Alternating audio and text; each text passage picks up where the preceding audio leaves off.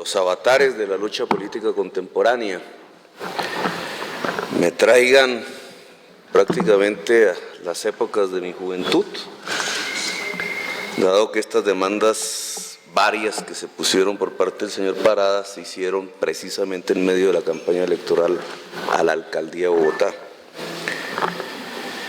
Y es una oportunidad de todas maneras, porque,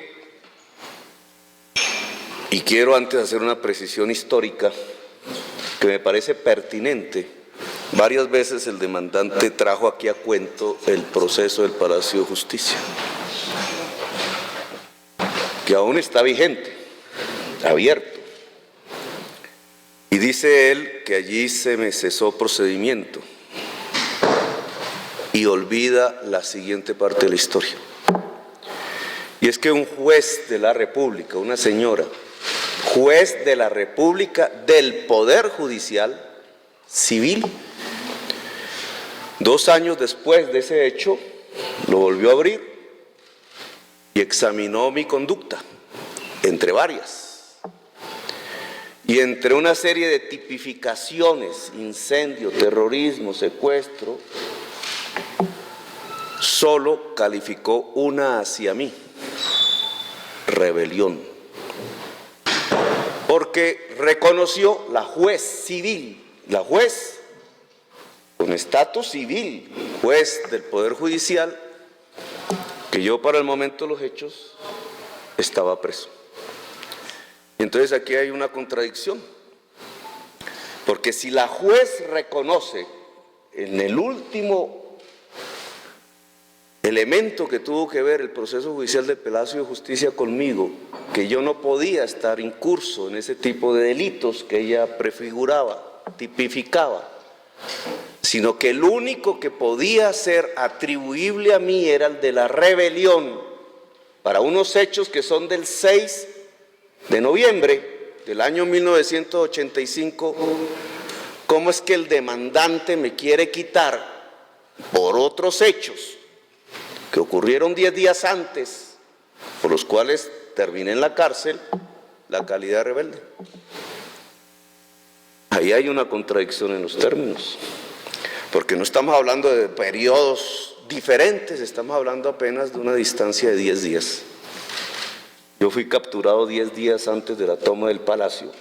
La juez, representante del Poder Judicial, en su último acto respecto a mí, mucho después del que usted mencionó, me atribuye la actitud de ser un rebelde y usted me la quita. Y me la quita por una situación específica que tiene que ver con esta demanda. Es que para perder la investidura de senador o de mis 15 años de congresista, se tiene que demostrar, primero, que cometí un delito. Segundo, que el delito no era político. Y tercero, que fui condenado por ello por sentencia judicial. Ninguna de las 3 cosas ocurrió. Y esa es la realidad que yo quiero aquí comentar brevemente antes de que mi defensor se exprese. Ninguna de las 3. De sentencia judicial ya se ha hablado aquí. ¿Dónde está? Lo primero que el demandante debió habernos aportado es la sentencia judicial condenatoria. ¿Dónde está? Se dirá, no, es que se perdió el sumario, se perdió entre los papeles, no existe. De todas maneras, que la duda no esté a favor del demandado. Supongamos que sí hubo una condena por sentencia judicial. No. No es que se haya perdido la sentencia judicial, es que nunca existió. Y esa es la realidad de este proceso. Nunca existió una sentencia judicial que condenara al ahora alcalde de Bogotá en su época de juventud. Pueden seguirla buscando, no la encontrarán. A menos que se fabrique post, que algunos de los papeles se fabricaron post de los hechos. No existe sentencia judicial. Y no existe sentencia judicial porque Gustavo Petro, integrante del movimiento 19 de abril desde los 18 años de edad, 1978, para los días de los hechos, miembro de la Dirección Nacional del Movimiento 19 de abril, concejal y expersonero de Zipaquirá, como Carlos Toledo Plata había sido exparlamentario, como Israel Santamaría, también integrante del movimiento, había sido parlamentario del Congreso de la República de Colombia, como así fue con Andrés Almarales y con muchísimos que nos declaramos en rebeldía contra lo que en mi corazón me hizo mover hacia esta vida que he vivido, la lucha por la justicia social y la democracia, contra el estado de sitio, que es el que aquí nos tiene ahora otra vez en el análisis de esas materias, porque el estado de sitio no era más sino una derivación dictatorial y antidemocrática que se había construido en la Constitución del 86. Contra eso luchamos, contra eso nos rebelamos, eso no era democracia. Usted dice, es que un decreto de estado de sitio lo juzgó. No, es que vivimos 30 años de estado de sitio hasta que mi movimiento, con otros muchos, ayudó en la Asamblea Nacional Constituyente a acabarlo definitivamente en la historia de Colombia. Eso era una dictadura. Y por eso los militares me juzgaron. ¿Ustedes creen que las sentencias de la Corte Interamericana de Derechos Humanos, cualesquiera que ustedes lean hoy, admite que los militares juzguen a un civil? ¿Deja válido las sentencias de los militares contra un civil? ¿Creen que eso lo admite el derecho internacional humanitario hoy? Nos parece normal porque nosotros vivimos 30 años, pero eso fue un exabrupto dictatorial. Y me voy a referir a los hechos. No hubo sentencia judicial, ¿por qué? Porque fui juzgado por militares. ¿Y por qué fui procesado por militares? Por un decreto de estado de sitio, el 1056 de 1984. ¿Y por qué fui procesado? El demandante quiere mostrar, a veces con un esguince, como si hubiera sido por el narcotráfico. Ahí Songo Sorongo medio lo mencionó. No, fui procesado por ser integrante del movimiento 19 de abril y nunca lo oculté. Aún en la tortura, porque a mí me torturaron, mantuve mi militancia en el M-19. Y de eso sí hay pruebas. Querer desconocer el carácter político de mi accionar, diciendo que se trataba de una acción común, de un delito común, nada que ver, como si yo me hubiera vuelto del M-19 después, pero antes, en el momento de mi captura, hubiera sido un delincuente de barrio por allí, común. Esta es una prueba de que no es así. Y se trata de las noticias mismas que para la época, por mi captura, salieron en la prensa nacional y que ustedes podrán estudiar en el expediente. Diario El Tiempo, 26 de octubre de 1985, página 2A.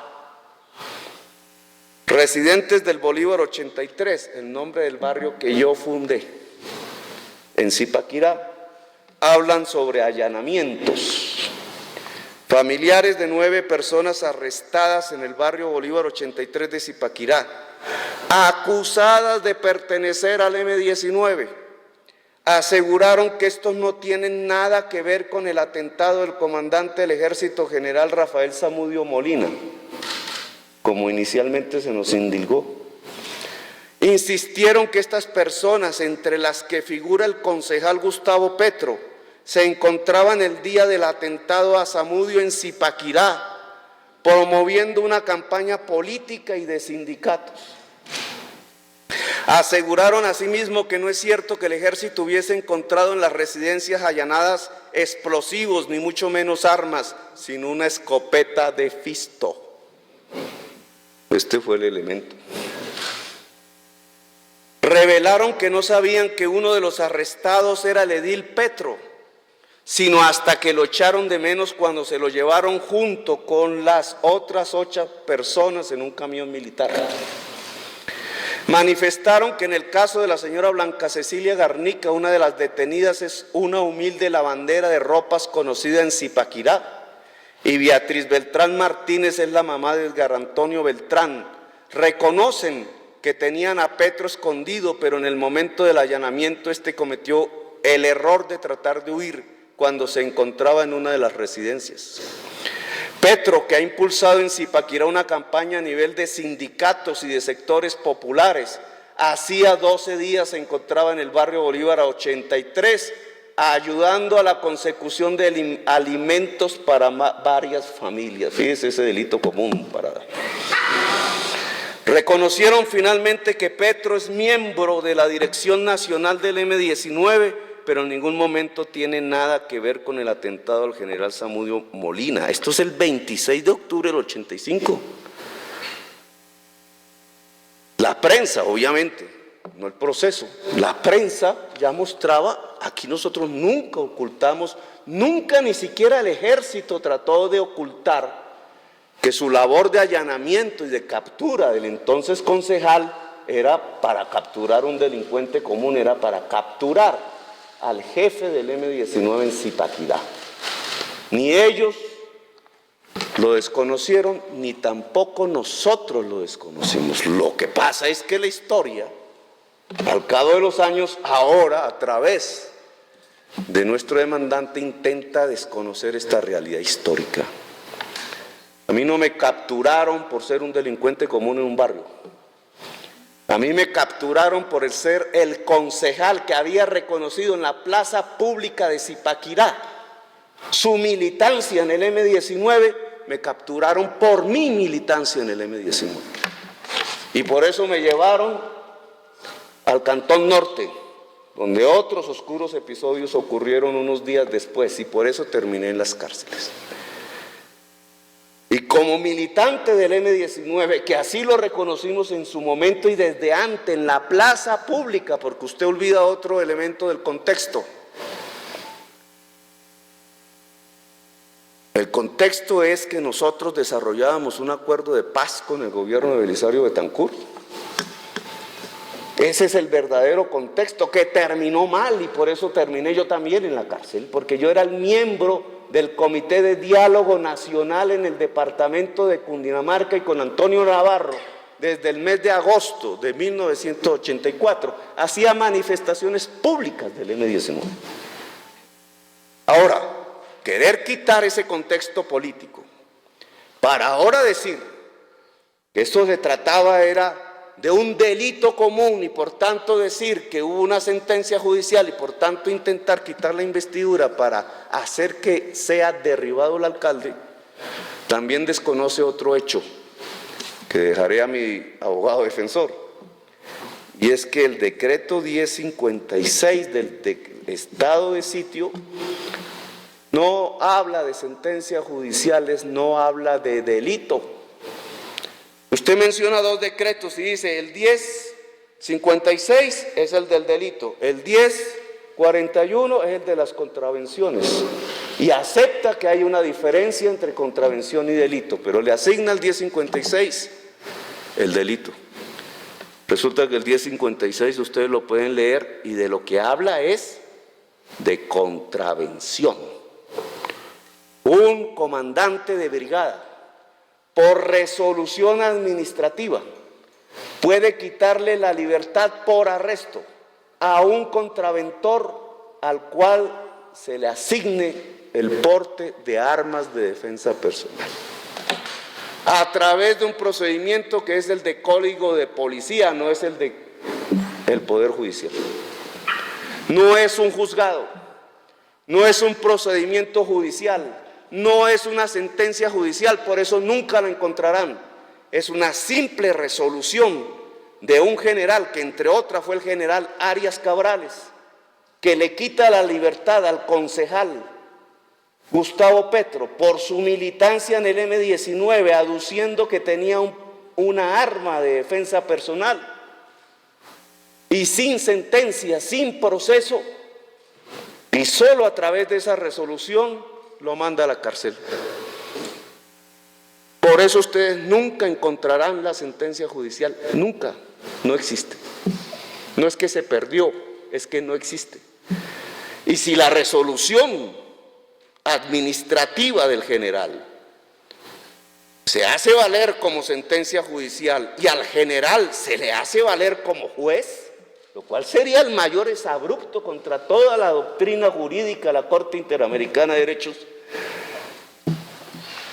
Humanos, entonces tendrían que hacer valer como delito esa contravención, y al hacerlo valer como delito tendrían que quitarle toda connotación política, incluso aboliendo la historia que quedó registrada en estos periódicos, y al quitarle la condición de delito, entonces sí poder decir que los 15 años de congresista de Gustavo Petro fueron inválidos porque él estaba inhabilitado desde el principio. Hay que torcer la historia, hay que torcer las leyes, hay que torcer incluso la misma historia de lo que significó el estado de sitio para llegar a esta conclusión. Señores magistrados, yo quiero que mi abogado defensor continúe.